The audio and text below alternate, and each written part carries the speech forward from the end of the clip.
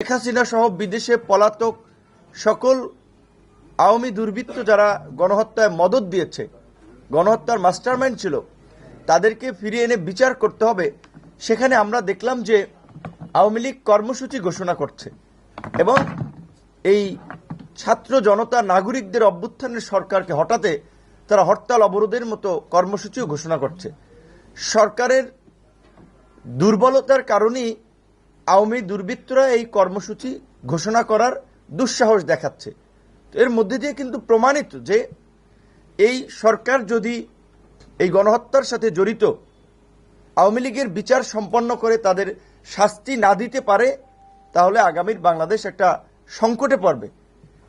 এই আন্তর্জাতিক অপরাধ ট্রাইব্যুনালের যখন আইনের খসড়া করা হয়, সে সময় আমরা বলছিলাম সংগঠন হিসেবে যেন আওয়ামী লীগ এবং তার অঙ্গ সংগঠন ছাত্রলীগ যুবলীগের বিচার করা যায়, আইনটা সেভাবে করা দরকার। সরকার সেভাবে করে নাই। আমরা মনে করি এখনো যে সন্ত্রাস বিরোধী আইন সহ বিভিন্ন আইন রয়েছে, সেই আইনেও এই সংগঠন হিসেবে আওয়ামী লীগ এবং তার অঙ্গ সংগঠন ছাত্রলীগ যুবলীগের বিচার করা যায়।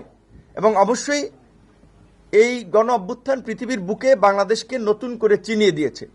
কাজে এই গণ অভ্যুত্থান ছাত্র নাগরিকদের উপরে হামলা এবং হত্যাযজ্ঞে যারা জড়িত, তাদের একটা দৃষ্টান্তমূলক শাস্তির মাধ্যমে বিশ্বের স্বৈর শাসকদের জন্য একটা দৃষ্টান্ত স্থাপন করতে হবে।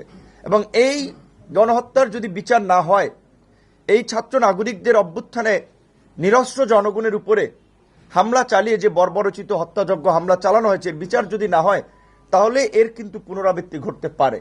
এদেশের জনগণ বারবার রাজপথে নেমে রক্ত দিবে, লড়াই করবে, আমরা সেটা চাই না।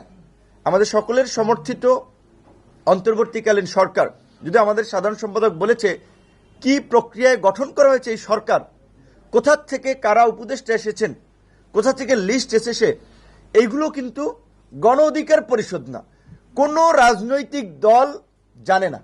রাজনৈতিক দল না, আপনারা নিউ এজের সম্পাদক জনাব নুরুল কবির সাহেবের সাথে প্রধান উপদেষ্টার ইন্টারভিউ শুনেছেন। তিনি কি বলেছিলেন? তার কাছে একটা তালিকা ধরিয়ে দেওয়া হয়েছে, তিনি যাদেরকে যাদেরকে চিনেন একমত হয়েছেন। এই তালিকাটা কোথা থেকে আসলো এটা কিন্তু আমরা কেউ জানি না। তারপরেও দেশ এবং জাতির বৃহত্তর স্বার্থে আমরা সরকারকে সমর্থন দিয়েছিলাম দেশকে সংকট থেকে উত্তরণের জন্য। 6 মাসে সরকারের পারফরমেন্স, তাদের দুর্বলতা এবং অদূরদর্শিতায় দেশে গতি আসে নাই। দেশের সংকট থেকে উত্তরণের কোনো ভালো লক্ষণ আমরা দেখতে পাচ্ছি না। আমরা মনে করি যে বর্তমান এই উপদেষ্টা পরিষদ নিয়ে সরকারের আগামী দিনের চ্যালেঞ্জ মোকাবেলা সম্ভব নয়। উপদেষ্টা পরিষদের পুনর্গঠন প্রয়োজন।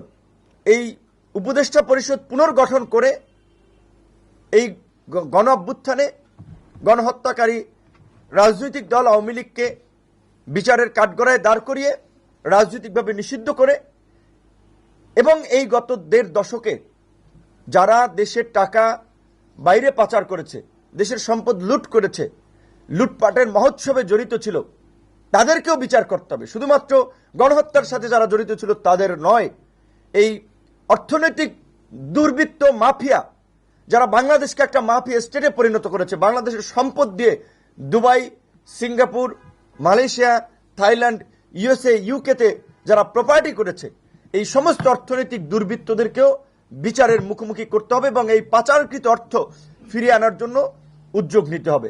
আমরা আজকের এই সংবাদ সম্মেলন থেকে সেই দাবি জানাই এবং রাজনৈতিক দলগুলোকেও আমরা পরিষ্কারভাবে আওয়ামী লীগের প্রশ্নে তাদের অবস্থান আমরা জানানোর আহ্বান জানাচ্ছি।